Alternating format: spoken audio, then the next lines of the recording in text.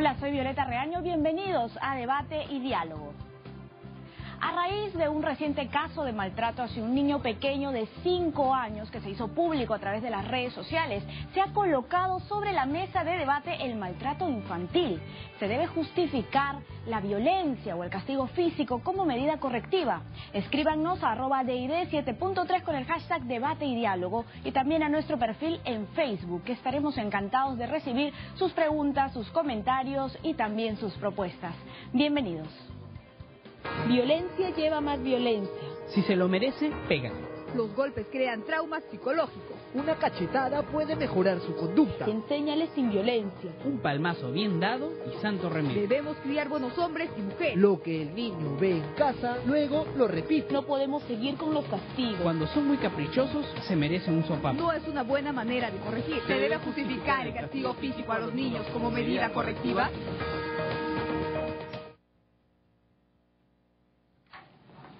Se debe justificar el castigo físico como medida correctiva hacia los niños. El día de hoy tenemos como invitados a Ana María Márquez, directora de Save the Children, y a Fernando Vivas, crítico de televisión. Bienvenidos a Debate y Diálogo.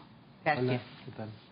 ¿Qué podríamos responder ante esta primera pregunta que estamos lanzando en las redes sociales?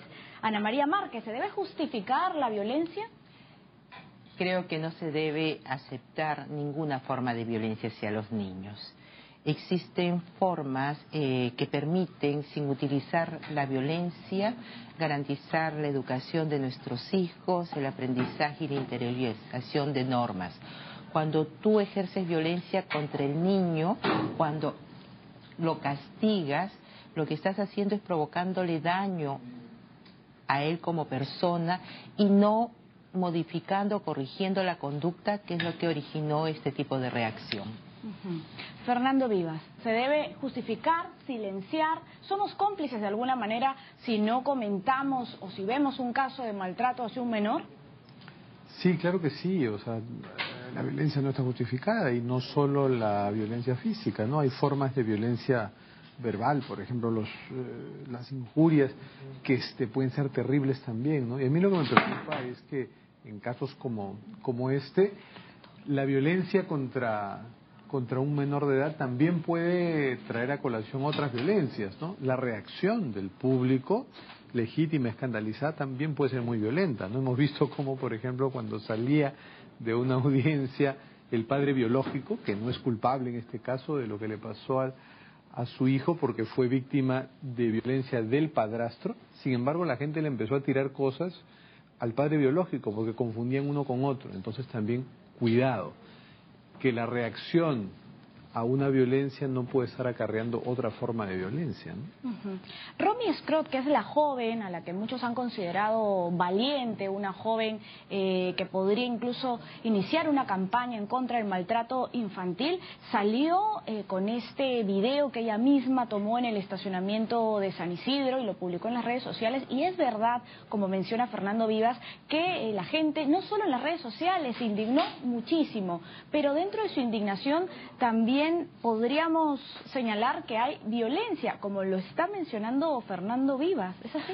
Así es, realmente somos un país en donde cultural y socialmente la violencia forma parte de nuestras relaciones interpersonales. Cuando tienes un conflicto y te quedas sin argumento, generalmente recurres a la violencia física, a la violencia verbal, a deslegitimar a la persona con la que tienes discrepancia. Entonces, creo que es importantísimo señalar que cambiar esta forma de reacción, esta forma de relación interpersonal requiere el esfuerzo de toda la ciudadanía, pero también un rol muy serio por parte del Estado, ¿no? Requerimos políticas y programas que aborden esto de una manera integral. Cambios en la legislación, servicios y programas de soporte a padres y madres, porque ninguna persona nace sabiendo cómo ejercer el rol de padre y madre. Necesitamos también ciudadanía informada y empoderada y sobre todo servicios que inspiren confianza, porque muchas personas muchas veces permanecen indiferentes, entre otras cosas porque no encuentran servicios o profesionales que los puedan acompañar. Yo sé de muchos casos de profesionales de salud o profesores que conocen casos, pero como no tienen el respaldo del sector o de la institución en la que trabajan, prefieren no meterse en problemas, y esta indiferencia es cómplice. Los medios de comunicación estamos cumpliendo una labor fundamental en la denuncia del maltrato infantil. ¿Estamos abordándolo adecuadamente, Fernando Vivas? Creo que dejamos mucho que desear, y lo digo autocríticamente, puesto que trabajo en la prensa escrita, ¿no? Hay cuidados en los últimos tiempos, porque la ley los manda, pero también por autorregulación, ¿no? Por ejemplo, se protege la identidad de los menores. Esto, hasta en el noticiero más sensacionalista, uno puede ver que se pixela, se evita que se reconozca la identidad de los jóvenes. Algunos casos, algunos noticieros incluso no dan pistas para que sepamos quiénes son los padres, porque claro, a veces se protege la identidad de los jóvenes, pero sabiendo quiénes son los padres, se da con la identidad del niño. Entonces, llevar esto más allá sería también proteger la identidad de los padres, porque la ley dice que los menores víctimas de algún abuso, de algún delito o culpables de alguna falta también no deben ser identificados, ¿no? Entonces, eso vemos que se cumple, hemos avanzado. Hay cuidado en el trato de las noticias cuando están protagonizadas por un menor, ¿no? Pero este caso se convirtió en emblemático.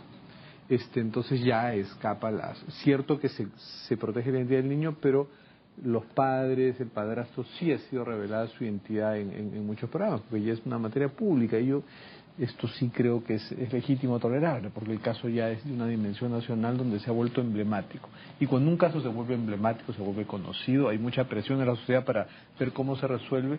Ahí creo que el cuidado debe ser extremo, y ahí es donde los medios tienen que discutir la estrategia de cobertura de ese caso. Y mal que bien, sí lo están haciendo, ¿no? Y hay que destacar que todo esto se basó en que esta ciudadana, ¿no?, Romy Scrott, tuvo el buen tino de grabar. Porque si no hubiera grabado, te hubiera quedado en un incidente de esquina, por ahí de pronto recogido por algún medio, pero como no hubiera habido imágenes en ese caso, no hubiera pasado nada. Pero como hay esas imágenes, entonces lo mejor que hay que decir a la gente, que se coman sus ganas de ajusticiar a un sinvergüenza y que lo graben, ¿no? O sea, el poder que tiene un celular que graba, y eso puede ser recogido y ya tratado profesionalmente por los medios, es lo que convierte a un caso así en un hito a partir del cual podemos avanzar en un tema tan delicado, ¿no?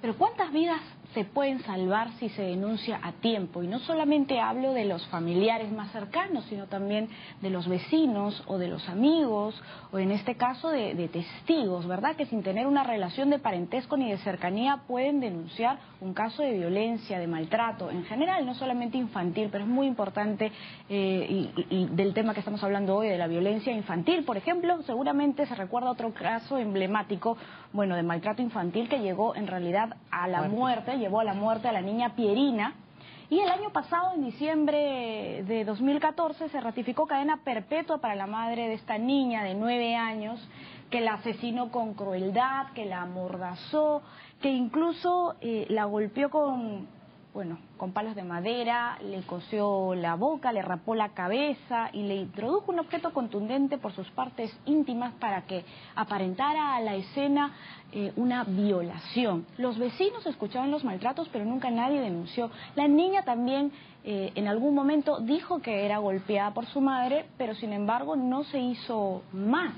Es un caso emblemático en que quizás pudo haber otra solución, otra salida. Esa niña podría estar con vida. ¿Qué es lo que usted opina? Así es. Mira, realmente tú no llegas a estas formas extremas de violencia de la noche a la mañana.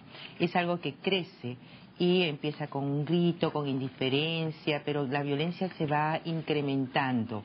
Y muchas veces, al aceptar formas de violencia cotidianas, no pasa nada, es el papá, realmente el niño justificando también a los padres, nosotros estamos de alguna manera contribuyendo a que casos como el de Pierina puedan repetirse.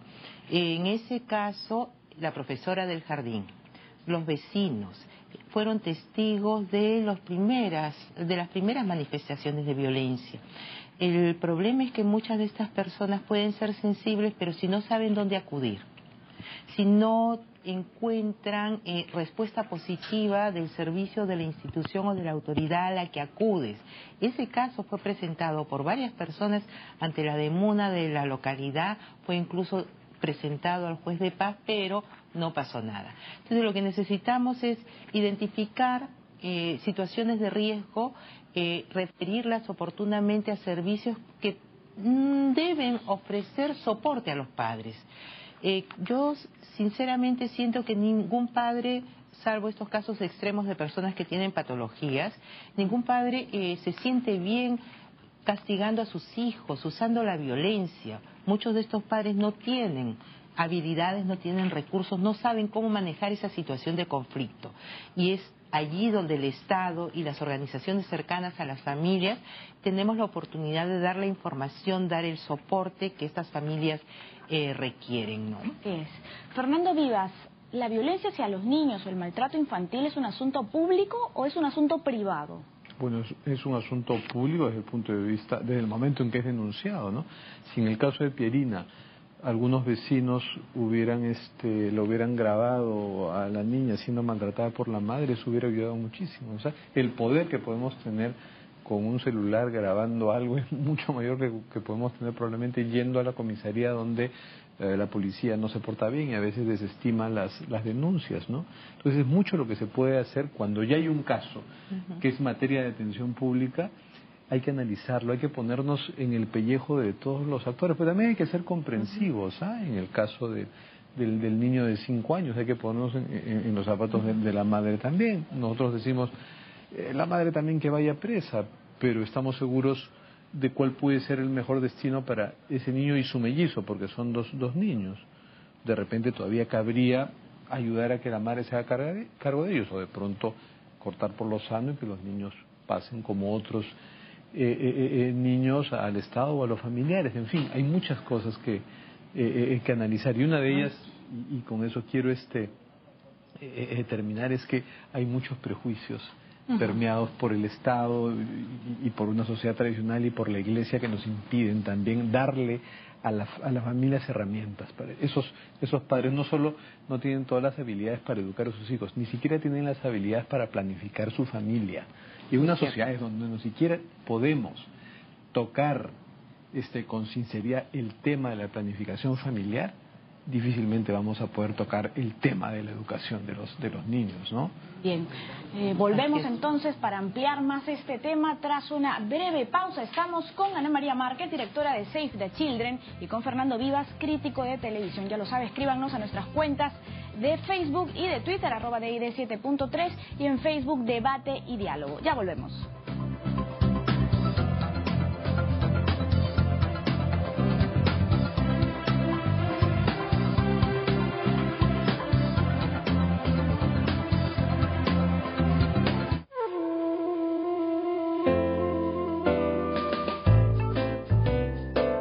Letra de Fuego, con Raúl Tola.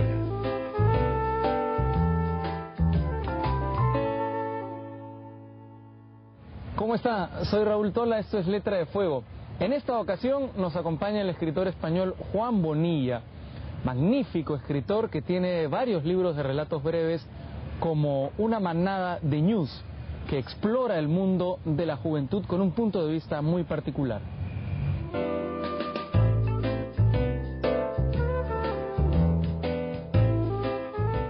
Pues Una manada de ñus es un libro de relatos, es ya mi quinto libro de relatos, y todos están, digamos, unificados por un tema. Es el mundo de los adolescentes, pero no contado desde la propia adolescencia, sino desde la mirada adulta que recuerda cómo fue la adolescencia, ¿no? Yo creo que la adolescencia es una especie de país del que te expulsan, que es muy difícil hablar desde ese propio país, es muy difícil que un adolescente pueda hablar de la adolescencia, y es un país del que solo se puede hablar desde el exilio en el que estamos todos los adultos, ¿no? Y a través de una serie de personajes que por diversas razones recuerdan algún instante en el que pudo cambiarles la vida situado en la adolescencia, se cuentan una serie de historias distintas, pero todas, digamos, centradas en ese país perdido que es la adolescencia, desde un chico que una vez en una partida simultánea de ajedrez consiguió hacerle tablas a Bobby Fischer y que luego se quedó en nada, hasta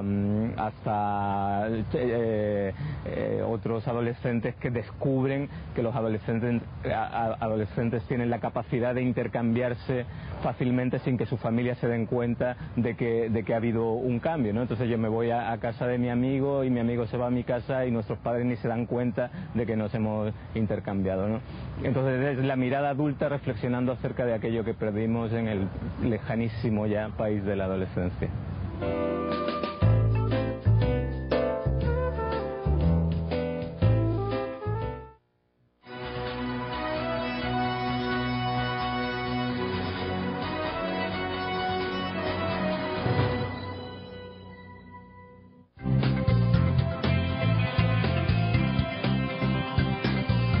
Estamos de regreso con Debate y Diálogo. El día de hoy estamos conversando sobre el maltrato infantil. A continuación vamos a ver una breve encuesta. ¿Se debe justificar el castigo físico como una medida correctiva con los niños? ¿Qué nos dijo la gente en las calles? Atención.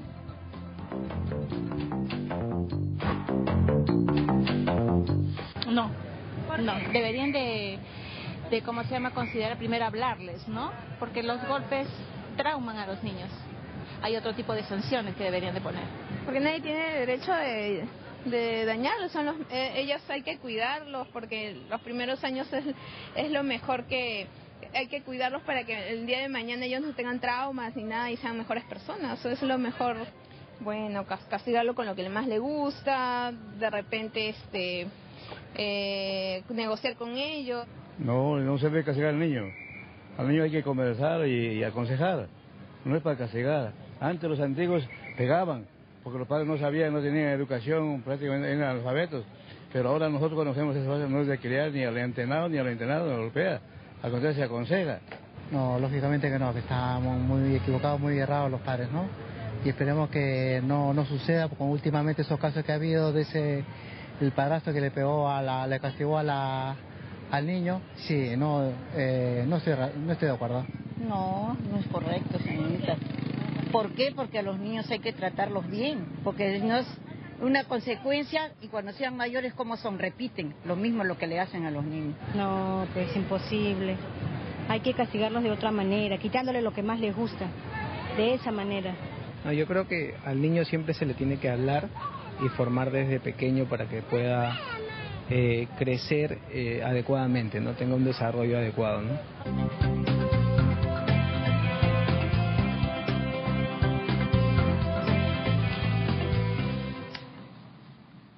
Esto es Debate y Diálogo. Estamos en el set con Fernando Vivas, crítico de televisión, y con Ana María Márquez, directora de Save the Children. Hemos escuchado una breve encuesta. Definitivamente nadie quiere castigar a sus niños, ni nadie quiere infringir algún maltrato, ya sea psicológico o físico hacia los pequeños. Sin embargo, en esta ocasión hemos escuchado en la encuesta que, nadie es partidario y nadie maltrata a los pequeños. Sin embargo, en casa es muy común que un correazo a lo mejor soluciona todo, un zapato lanzado. Eso siempre se conversa en casa. Incluso si se conversa con personas mayores, te cuentan, mi padre me lanzaba un chicote de 3 puntas, ¿no? ¿Hasta qué punto nosotros somos sinceros al hablar de maltrato infantil, Ana María Márquez? Así es. Yo lo que quisiera señalar es que efectivamente las personas que han respondido a esta encuesta rechazan el castigo físico hacia los niños. Pero lamentablemente ENDES, la encuesta nacional de hogares, demuestra que más del 32% de padres y 36% de madres reconoce que recurre al castigo físico y humillante para corregir a sus hijos. Eso por un lado, ¿no? Es una práctica social y culturalmente aceptada, pero lamentablemente también permitida por nuestra legislación. En nuestro país, el actual Código del Niño, que está en proceso de revisión, tiene un artículo que utiliza una frase que es realmente objeto de diversas formas de interpretación, porque dice que los padres tienen el derecho a corregir moderadamente a sus hijos. Pero ¿quién dice qué cosa es moderado?